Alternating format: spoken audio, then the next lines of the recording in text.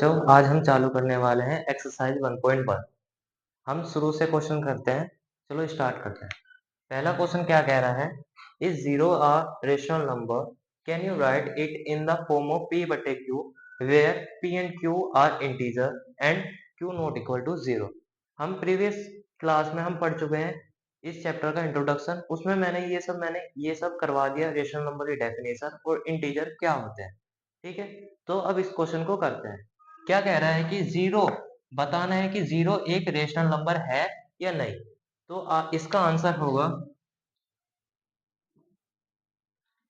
Yes, zero is a rational number. Okay, तो अब हमने ये जीरो एक रेशनल नंबर होता तो है, पर लेकिन हमें ये भी बताना है कि इसे राइट करो किसमें, p बटे q के रूप में इसे लिखना है। तो p बटे q के रूप में हम जीरो को कैसे लिख सकते हैं, जीरो है तो इसके नीचे हम क्या करेंगे, अपोन में क्या मानते हैं, वन मान लेंगे। तो इसका ये p बटे q के रूप में हमने लिख दिया, तो इसका ये आंसर बनता है। ठीक है, तो इसके बाद हम अगला क्वेश्चन करते हैं। चलो हम दूसरा क्वेश्चन करते हैं। Find six natural number between 3 and 4। तो हमें किसके बीच में चाहिए, एक तो 3 और 4 के बीच में हमें 6 रैशनल नंबर मतलब परिमेय संख्या चाहिए। तो ऐसे क्वेश्चन को करने के लिए हम क्या करेंगे, हमें चाहिए 6। तो 6 चाहिए तो हम क्या करेंगे, इससे एक ज्यादा कर देंगे। क्या कर देंगे, इससे एक ज्यादा। एक ज्यादा क्या होता है, 7। 7 से मल्टीप्लाई करेंगे और 7 से डिवाइड करेंगे, और यहाँ पर भी 7 से मल्टीप्लाई और 7 से डिवाइड। इसके नीचे 1 मान के क्या करेंगे, 3 7 जा 21, 1 की 7 से मल्टीप्लाई करेंगे तो 7 एंड 4 7 जा 28, और इसके नीचे 1 मानेंगे, 7 की मल्टीप्लाई 1 से करेंगे तो 7।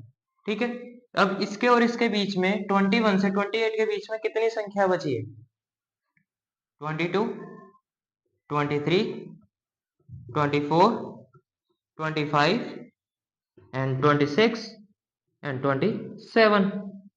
और इसके नीचे हम क्या करेंगे, 7 7 की अपोन लिख देंगे, अपॉन 7 अपॉन 7 अपॉन 7। तो 1 2 3 4 5 6। तो हमने ये 6 रेशनल नंबर निकाल लिए। ओके, तो इसे नोट डाउन कर लो, आगे बढ़ते हैं। अब हम पढ़ते हैं तीसरा question. Find 5 rational number between 3 upon 5 and 4 upon 5। मतलब अब हमें 3 बट्टे 5 और 4 बट्टे 5 के बीच में 5 परिमेय संख्या निकालनी है। तो हम उसी की तरह क्वेश्चन करेंगे, 3 बट्टे 5 लिखेंगे और 4 बट्टे 5 लिखेंगे। ठीक है, तो अब क्या करेंगे, 5 चाहिए ना, तो 5 से एक ज्यादा क्या होता है, 6। तो 6 से इसकी क्या कर देंगे, मल्टीप्लाई करेंगे और साथ में डिवाइड, और 6 से मल्टीप्लाई और 6 से डिवाइड।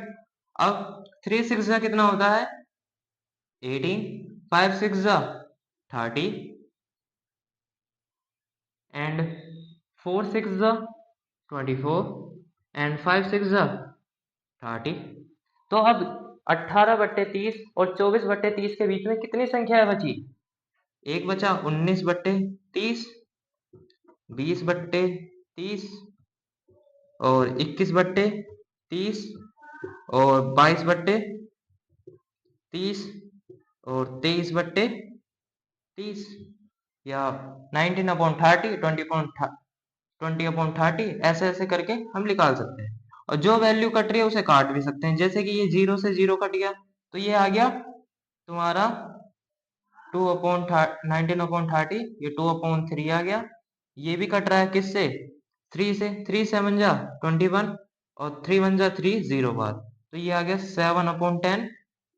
और ये कट रहा है 2 से, कट रहा है 2 1 जा 2, 2 1 जा 2, 2 1 जा 2, 2 5 जा 15, मतलब 11 अपॉन 15। और ये नहीं कट रहा तो इसे हम डायरेक्ट लिख देंगे 23 अपॉन 30। तो ये हमारा क्या हो गया, आंसर हो गया। ओके, तो अब हम नेक्स्ट क्वेश्चन करते हैं। अब हम करते हैं क्वेश्चन फोर्थ। तो क्वेश्चन फोर्थ को करने से पहले हम एक कंसेप्ट को समझते हैं कि पहले हमने क्या पढ़ा था, नेचुरल नंबर पढ़ा था।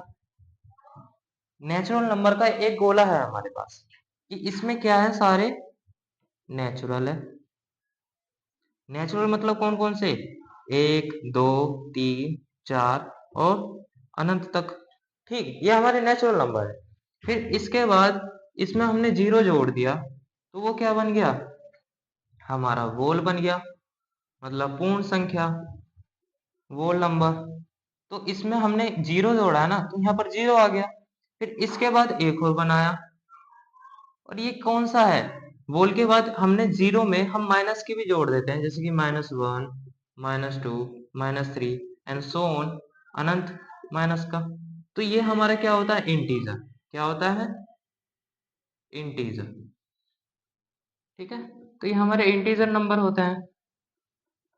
तो अब इंटीजर नंबर तो हो गए। अब इंटीजर से ज्यादा क्या आता है? जब हमारा भिन्न आ जाता है ना, भिन्न, तो भिन्न में हमारा आ जाता है रेशनल नंबर, जिसे हम p बट्टे क्यू के रूप में लिख सके।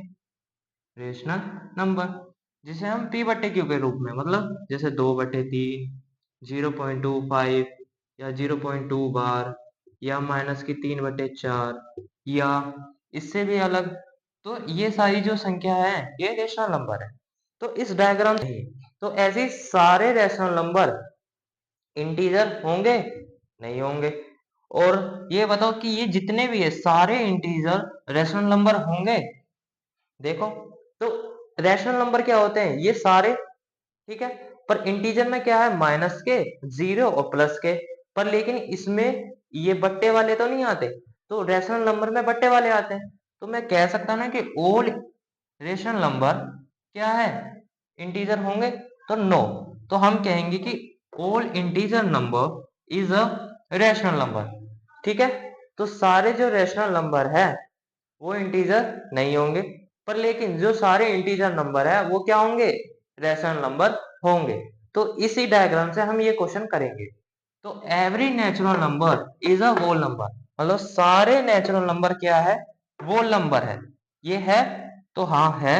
मतलब क्या है कि 1 2 3 4 होल नंबर में आते हैं, और जीरो तो अलग से ही होल नंबर का। तो सारे नेचुरल नंबर होल नंबर में आ रहे हैं? हाँ आ रहे हैं। तो इसका क्या होगा? ट्रू। क्या होगा? ट्रू। अब अगला पढ़ते हैं। Every integer number is a whole number, मतलब जितने सारे इंटीजर नंबर क्या है? होल नंबर है। ये सही है गलत? तो देखते हैं। तो इंटीजर नंबर में माइनस की भी साइन है, पर लेकिन होल नंबर में क्या है? माइनस के तो है ही नहीं। तो इसका मतलब क्या है कि ये क्या है? फॉल्स है। ठीक, तो इसके बदले ऐसा लिखा होता कि all whole number is a integer number. तो ये क्या होगा? ट्रू होगा, क्योंकि होल नंबर जितने भी है सारे वो इंटीजर से, इंटीजर में भी है। ठीक है, पर इंटीजर में अलग भी है। क्या है? माइनस की भी संख्या है, नेगेटिव संख्या है।